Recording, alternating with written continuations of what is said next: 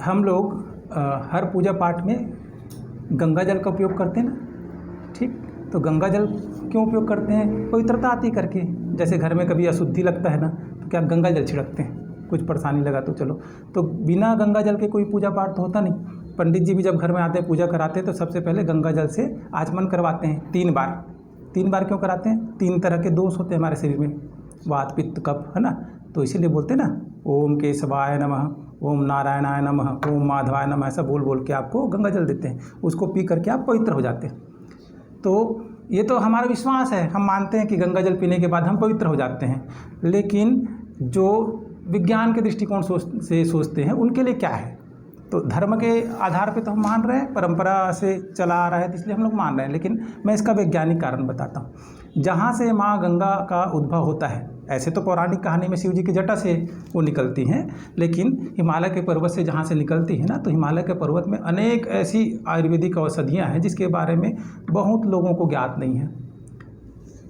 ठीक है, तो वो सारी औषधियों को लेकर के माँ गंगा का अवतरण होता है। तो वो जो औषधि है उसके बारे में अभी भी जितना रिसर्च चल रहा है कोई ये नहीं बता पाता। वो कभी अशुद्ध होता नहीं वो पानी। 50 साल पुराना भी गंगा जल है तो उसको पिया जा सकता है अगर गंगोत्री का है।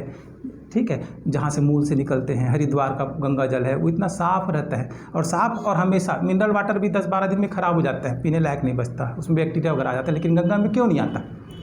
तो हम लोग सोचते हैं कि आस्था का, हमारी आस्था की बात है, ऐसा सोचते हैं। लेकिन उसके पीछे बड़ा विज्ञान है। क्या है चीज़ है वो? अनेक औषधियों को लेकर के आ रही है। जैसे भगवान हनुमान जी को औषधि लेने जाना था तो कहाँ गए? हिमालय पर्वत गए। संजीवनी बूटी कहाँ मिली?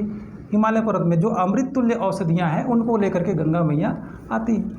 तो इसलिए गंगा जल को शास्त्रों में ये लिखा गया है कि जो नित्य गंगा जल को ग्रहण करता है तो वो उसके जीवन में बड़ा बदलाव आता है। अगर वो बीमार है तो धीरे धीरे ठीक होना चालू हो जाता है, उसकी वृत्ति सात्विक होने लग जाती है। वो औषधि है तो उसको रोज नित्य। और हमारे गुरुजी बोलते हैं कि गंगा जल का एक कण आपके जीवन को बदलने में सक्षम है। गंगा सकल निज मंगल मूला, करही सकल सुख हरही भवसूला। ये उनके लिए प्रणाम का महत्व है गंगा जल का। ठीक है, तो ये कारण है गंगा का उपयोग करने, गंगा जल।